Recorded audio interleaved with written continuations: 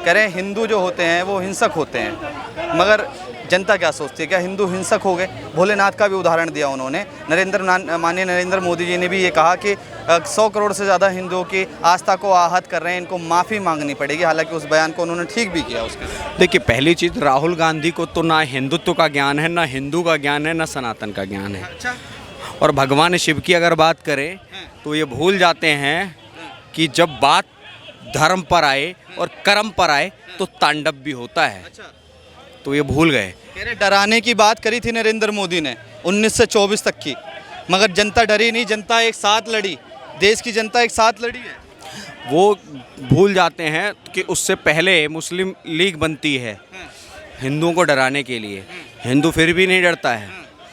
फिर ये हिंदुओं को और डराने के लिए देश का बंटवारा करा देते हैं 2 नेशन थ्योरी के तहत, हिंदू मुस्लिम करते हुए। देश की जनता फिर भी नहीं डरती है।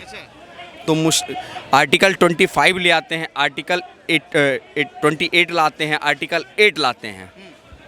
उसके बाद भी जब जनता नहीं डरती है तो मुस्लिम पर्सनल लॉ बोर्ड लाते हैं, वक्फ बोर्ड लाते हैं।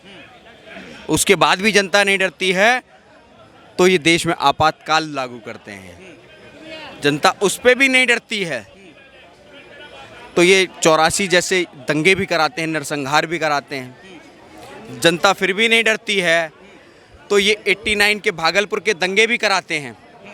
जनता फिर भी नहीं डरती है तो ये राम भक्तों पे गोलियां भी चलवाने से नहीं डरते हैं।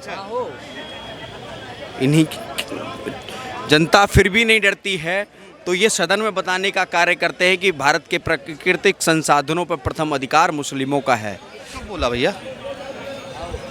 माननीय कांग्रेस द्वारा चुने गए प्रधानमंत्री माननीय डॉक्टर मनमोहन सिंह जी ने सदन में कहा कि देश के प्राकृतिक संसाधनों पर पहला अधिकार मुस्लिमों का है।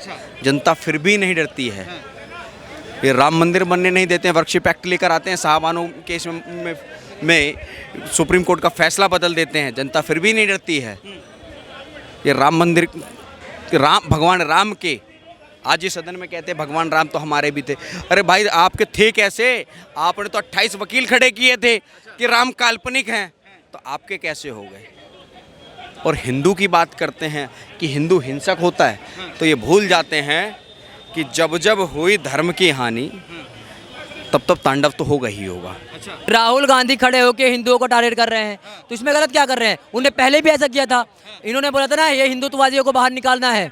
हमेशा सनातन धर्म को टारगेट किया, हिंदुओं को टारगेट किया। अच्छा काम कर रहे हो, कम से कम हिंदुओं को जगाने का ठेका तो ले रहे हो कम से कम तुम, ठीक है। और दूसरी बात, हमेशा हमारे शिव जी के बारे में गलत बोलते हो। क्यों बोल रहे हो भाई? तुम बाकी लोगों के बारे में क्यों नहीं बोल रहे हो? क्या जरूरत है बोलने के लिए? विकास के बारे में बात होती नहीं है। हमेशा लेके संविधान का तुम क्या कहते हैं वो खड़े हो जाते हो किताब लेके कि भैया संविधान खतरे में है। तो जाके देखो बंगाल में इस समय जो है मोमबत्ती हो रही है, एक औरत के साथ क्या कहते हैं ऑन रोड मारा जा रहा है, तब वहाँ पे बात नहीं करते ये लोग। संदेश खाली पे बात इन पे नहीं होती है। पंजाब में जो एक महिला को और क्या कहते हैं नंगा घुमाया जाता है, तब बात नहीं होती है। मतलब हमेशा सनातनियों को हिंदू को ही टारगेट किया जा रहा है। भाई किस बात के किया जा रहा है? हमारे कौन सा ऐसा हिंदू है जो बम लगा के फटा हो? आप बताओ मुझे। कौन सा ऐसा हिंदू है जो क्या कहते हैं आतंकवादी निकला हो? आप बताओ मुझे, ठीक है ना। तो हमेशा हिंदुओं का टारगेट किया।